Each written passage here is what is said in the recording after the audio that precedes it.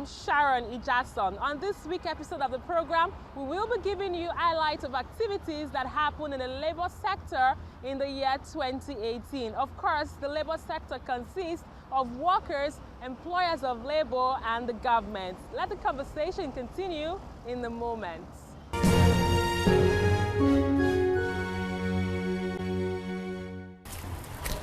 Adebimpe Onolapo is a teacher at a school in Ketu, Lagos. She has been working as a teacher for more than 5 years. She tells me her salary is 18,000 naira monthly. That's about $50 US. In my desire to understand how a person survives on less than $2 per day, we set up our camera and set out with Adebimpe from her house to the bus stop where she takes a bus to Ketu, Lagos. At this point, she pleaded anonymity, and so we agreed to keep her face out of the picture as much as possible. For Adebimpe, the routine of every typical workday involves deploying a marker on a board to impact lives and earn a living for herself. After the day's job, we visited her home in Ibafu. She narrates to us how she manages 18,000 naira with 2 children who have to be fed, clothed, and attend school. I earn close to 18,000 in a month. Okay, and is that sufficient for you? It's not sufficient for me. I'm just managing it. With the high rate of inflation in the country, I asked Adebimpe how she is able to cope with house rent and electricity bills. We use Jane, so sometimes we own Jane. We buy fuel to charge our phones, stuff like that. But the Jane we buy every day, and it's not enough. We have to manage ourselves. Just for out of that 18,000 I'm collecting, it's not easy. Reacting to the 66,500 proposed minimum wage by the NLC, the Minister of Labour, Dr. Chris Ngige, says these indices may not determine the amount the government and employers of labour will agree to pay as the new minimum wage, which will be implemented by the end of September 2018. The economic management team is still taking some data from Bureau of Statistics, NISA, National Productivity So Center. generally, what should Nigerian workers be expecting? No, I don't know what they will expect. It should be a consensus. If I tell you anything now, I don't know. The consensus might be, they can be talking about that they want 66,000, it can be 70,000. They might be saying they want 66,000, it can be 30,000. No, it can be 30,000. You never know. The governors have put in a proposal guided by the principle of our ability to pay, and are saying this 18,000 minimum wage, a lot of us are unable to pay. According to the chemical workers president, he tells me how members of his union earns the minimum wage of 54,500 naira, an amount he feels is not enough. The ratings are 80,000 naira cannot survive a Nigerian worker. That is the honest truth. So, like the government have promised by the end of September, they are going to sign a minimum wage that will be able to survive a Nigerian worker. So we pray. But in our own sector, that's the chemical union. Presently, we have 23,800 as a wage. Then on transport, we have 15,900. Then on housing, 14,800. So all amounted to about 54,500 naira. Adebimpe Onoluwapo, who is a teacher in a private school, just like any other worker in the country, will receive a similar amount as salary, is hopeful that the government will consider an upward review of the minimum wage and make life more meaningful for the Nigerian worker. Here is a graphical representation of the expense made by Adebimpe every day and what it comes to at the end of the month. The obvious question is, where does she get the balance? The likely answer could mean that every day for Adebimpe yields a miracle.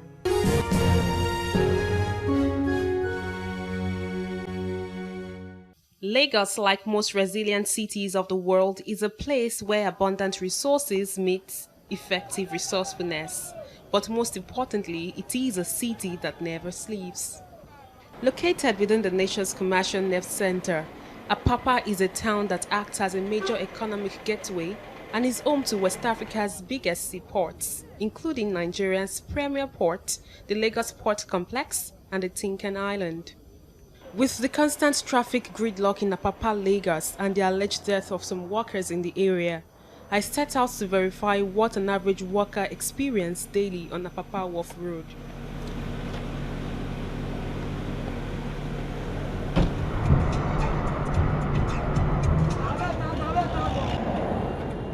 It's 4:30 a.m. and my subject Ayo Ajayi, a dock worker, lives in Agbado Ijayi, an outskirts of Lagos State. I met him at the bus stop of his house, we exchanged pleasantries and then set out for his workplace in Apapa.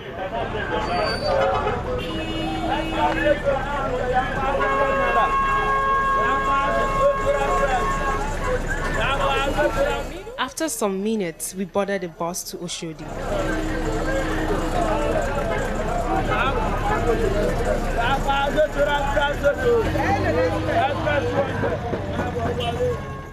So you're telling me now that this is normal stress you go through. You told me that you wake up as early as 3:30 a.m. Well, it was not like that before, because a journey of from Kola to Wharf under normal condition is a journey of less than 1 hour. But you know, when we experience this total blockage within Apapa because of the bad road, we are forced to wake up in our houses maybe as early as 3 or 3:30 to make sure that we leave our house around 4 a.m. So to get to work maybe by 7 or 8 a.m. in the morning. So a journey that's supposed to take us for 1 hour before is now 3, 4, 5 hours. It was a little tiring. I dozed off a bit, but had to brace up for the long journey ahead.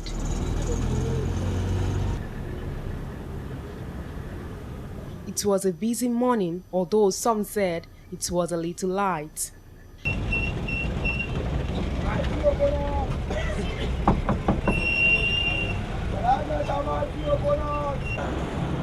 At Oshodi Express, I and the crew could not get a direct bus to Apapa Wharf.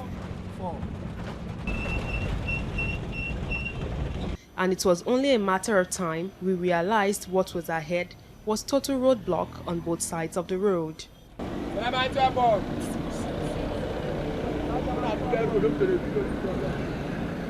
Finally, we opted into a bus once again. From mile 2, the road was blocked, but the driver was able to navigate and drive against traffic. Just before Coconut bus stop, Ayo alighted from the bus because there was no way to go. I took about 10 minutes of his time to survey the area.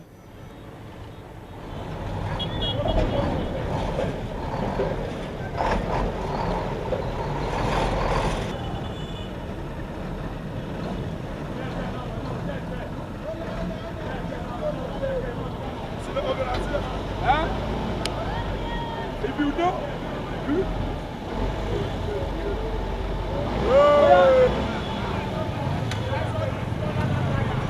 from the TITC, because they are not doing the work normal. When you reach there, they will be browsing their phone. Before they will allow motor to go inside, we can spend like more than 15 minutes to go into inside.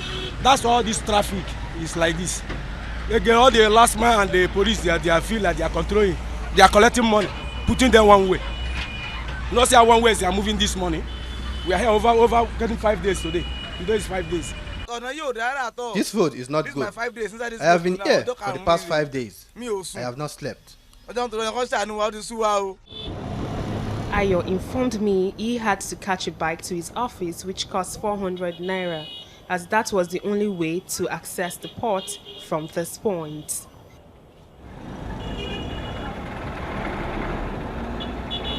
A little curious on what the journey will look like, I remember how my day began. From my official car to a bus, and now a bike. A bike that has to maneuver in between tankers and trucks. It was quite a stressful and risky adventure. Ayo, who left his house at 4:30 a.m., arrived his workstation at 9:30 a.m. Coming to Apapa is like going to hell, because I leave my house around 4:30 a.m. See the time now. I think the time is 9:30. I get to Apapa around 9:30. I'm still going to work, and I'll be at my working place till 6 p.m. So I don't know, and it's like that every day. We spend more money, we spend more time on the road. So I have to come down on the road and carry Okada. I enter Okada because of the bad road. We are paying triple of the normal fare, but we are helpless. There's nothing we can do.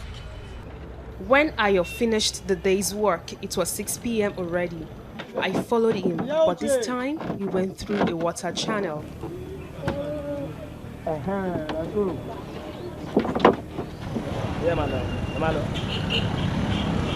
Then a bike, and then with the bus back to Agbado Ijayi. He did not arrive his bus stop until 10:15 p.m. in the night. This, according to him, another respondent I met in Oshodi, Apapa dual carriageway, is their daily ordeal in a bid to earn a living for themselves and survive in Lagos.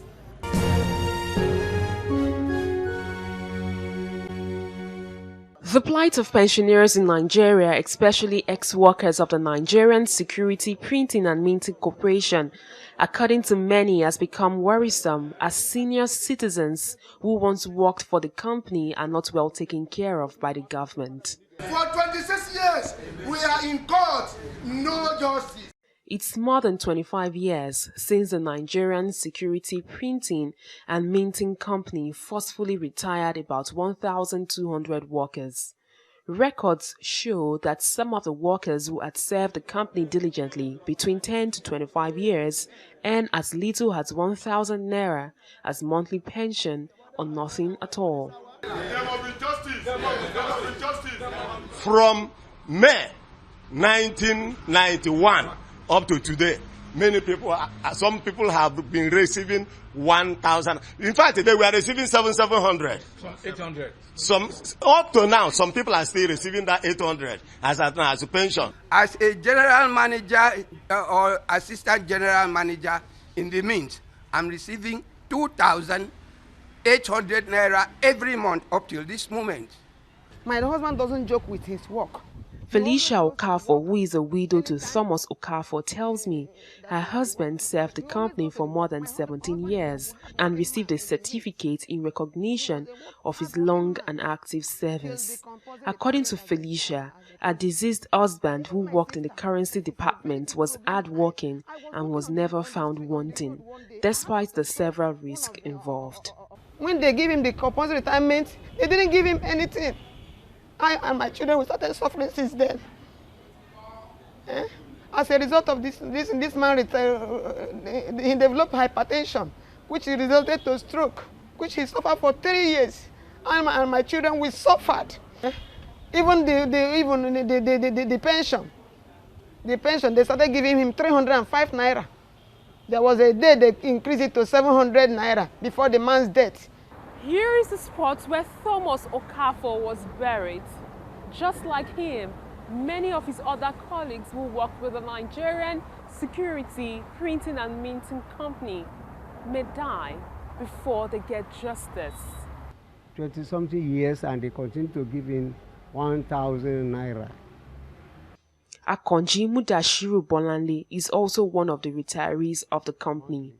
He says he was on annual leave when he was forcefully retired in 1991 after putting in more than 22 years of service. He released a statement of account from First Bank which clearly shows he receives 1,088 naira 64 kobo as monthly pension. Anybody are working as me in that time, we do it like our father job. It is only myself, Aderibigbe. Matthew Okolo, an ex-soldier who fought actively during the Civil War in 1969, was redeployed to the Nigerian Security Printing and Minting Company in 1978. He was subsequently affected by the retrenchment exercise that took place at the company. I went to Army Pension Office in 2016. they said we should come and document ourselves maybe for pension. I did it. These are the documents here. Now, that to no avail. After all that, there's nothing. Army has not done anything. Nothing has come from the army. Nothing has come from it. When I visited the Nigerian Security Printing and Minting Company, I learned that there is no corporate communications officer that could respond to TVC News inquiries, so I was directed to the reception by the gates, where I gathered that there is only a legal department, that my request for the company's side of this grim story was turned down. As he went there, everything they asked him to do. Felicia Okafor says she wants her husband's wish to be fulfilled. I don't know. I don't know how to do about this problem. Let God help us.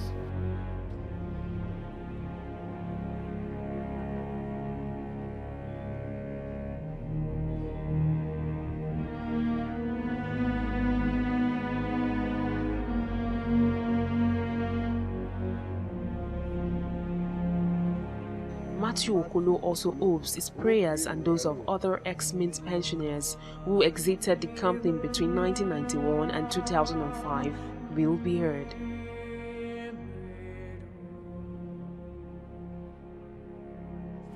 The Nigerian system, the whole country is wicked to me.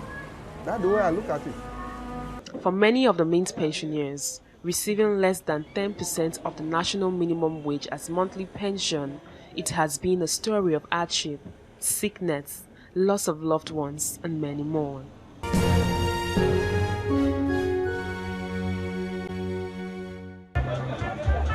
Members of the Nigerian Labour Congress, Trade Union Congress, and the United Labour Congress held a monitoring exercise in Lagos. They moved from Alausa to the local airport, Maryland, and the Lagos Island to ensure compliance.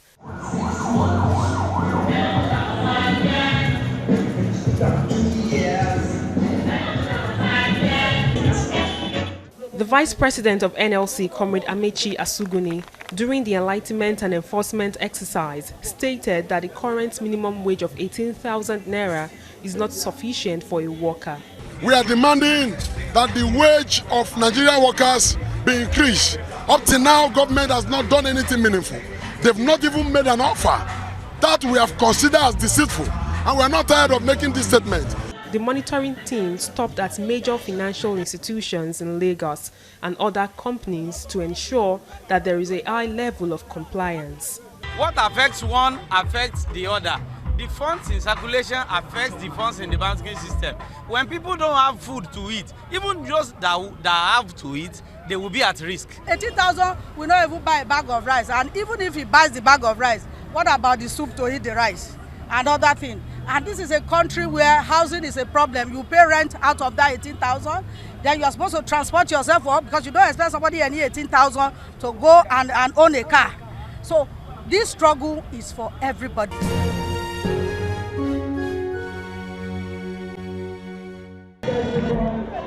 Nigerian workers joined their counterparts all over the world to commemorate the 2018 Workers' Day.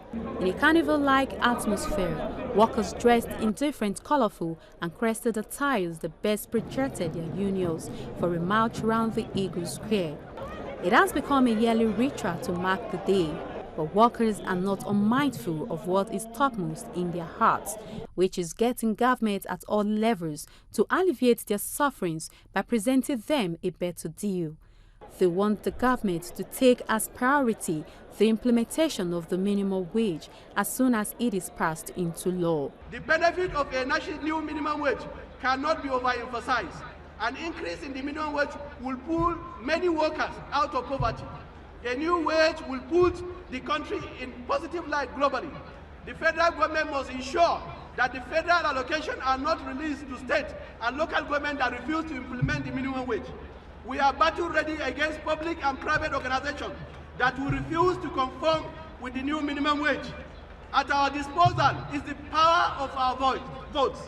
We shall ensure that governance and government that refuse to pay the national minimum wage will not receive the support of the working class, pensioners and their families. We are delighted to know that the Tripartite Committee on National Minimum Wage has started its assignment in earnest. It is our hope that given the high expectation of Nigerian workers, the committee will complete its work by August 2018 as planned, so that by the last quarter of this year, the hard-pressed Nigerian workers will have a new lease of life. As institution members of the committee, our mandate is very clear. It is what we are pursuing. Assuring the workers of the federal government's commitment in ensuring a new minimum wage for Nigerian workers, the Minister of Labour, Chris Ngige, charges Nigerian workers to cultivate the culture of communicating rather than embarking on strike at every disagreement. I use this occasion on the May Day to encourage workers to always imbibe the culture of communication and uphold the principle of the use of strike as a last resort. Let us endeavor to conserve our mandates productively. I promise you that our doors will always be open to engage your leadership towards a consensual end in all relevant matters of interest to workers' welfare. Central to the theme of these events in recent years has been the issue of remuneration of workers, workers' welfare and productivity. Judging from recent agitations and previous presentations, it is quite evident that the twin issues of workers' welfare and productivity also form the mainstay of the agenda of the labor movement at the present time. The theme for this year's Workers' Day, Role of Labour Movement in National Development, there to struggle, there to win. The workers are optimistic that the Tripartite Committee's report on minimum wage will be in their favour and will give their struggle a meaning.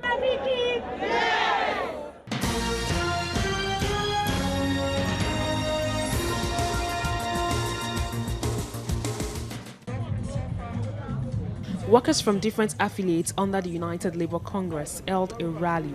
They marched from Ojuelegba and converged at the National Stadium, where they raised several labour issues. Some of the labour leaders held divergent views about the several challenges faced by an average worker. We are still not at the same position. We have moved, but one would have wished that we would have gone further than this. But because there are other factors that affect our operations, we operate within an environment, within a political space, that even when you desire 10,000 naira for your people, the environment affects it. Even when you get that 10,000 you demanded, the outside environment affects it. Today is a Workers' Day, and you know the expectation of Nigerian workers. We're yet to arrive at a point of receiving a living wage, and that is why we're here today. Having this day is like looking back again and how far we've fared for the past 1 year into the next May Day again. Today is a hope, a restoration day, and so we believe that in the nearest future, the issues of the minimum wage will be concluded. Workers' welfare is at the lowest ebb. Salaries are not being paid. Casualization is the order of the day. Anti-labor vices are taking the place of decent work. And I think our government should rise up to that challenge. Workers cannot continue to work and they don't get anything in return. The fortunate thing is that the workers in Nigeria are not happy. In the sense the situation in Nigeria that has to deal with the workers' issues are not being addressed. And looking at the situations, there is no cause, there is no reason for workers to celebrate today's date. But however, we are doing it because Nigerians workers are very strong and very steadfast in their commitment to their jobs. May Day celebration is a time when workers should really sit down and celebrate. Celebrate achievements. It's a time for stock taking. Celebrate your achievements and then make more demands on your employers and the government. But we have today that workers really, a lot of workers are really in crisis. One, the minimum wage cannot take anybody home anymore, cannot buy a bag of rice. And as such, we need the higher minimum wage.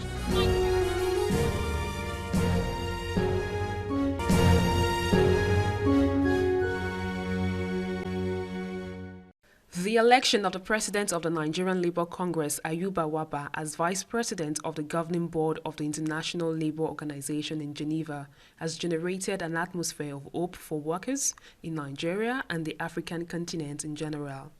He is the sole representative of African workers and trade unions on the prestigious board. It was the first day of the workers' group meeting. Nigeria, and particularly the president of the NLC, was elected even in absentia as the president of the vice president of the 107 session of the ILO, and I think it's progress, and therefore by that we are members of the selection committee for this 107 session. So actually it's progress, and that is to recognize the fact that NLC have been able, and Nigerian workers have been able to regain their position. Some labor leaders who are delegates at the International Labour Conference reacted to the development, noting that serving on the board of the ILO will give Nigeria and other African countries a voice at the international stage. It's a very big opportunity because presently now the situation in Nigeria, we are presented at the ILO today. What happens in Kaduna State and Kogi State. How the government just woke up one day and said he prescribed the NUT, the NOGE in the Kaduna State, likewise Kogi.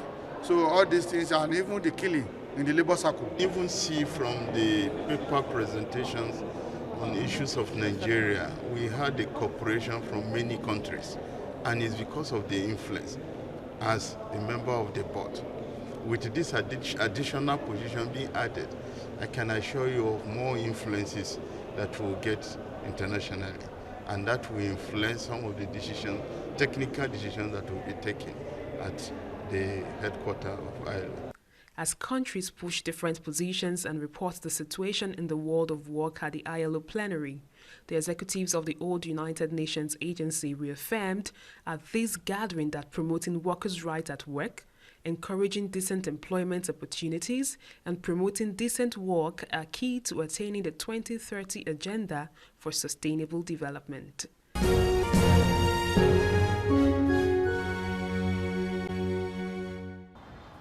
And that's been the lineup of activities that happened in the labour sector for the year 2018. From High and the Labour Lens crew would like to use this opportunity to thank our partners, NLC, TUC, United Labour Congress, Pengasan, Nupeng, Maritime Workers Union, Medical and Health Workers Union, NUI, Association of Senior Civil Servants, NOGE. You all made this happen. Let's make 2019 a better working place for Nigerian workers. And that's all we can take on today's edition of the program. Join us next week for a fresh edition of the show. I am Sharon Ijason. Remember, labor creates wealth.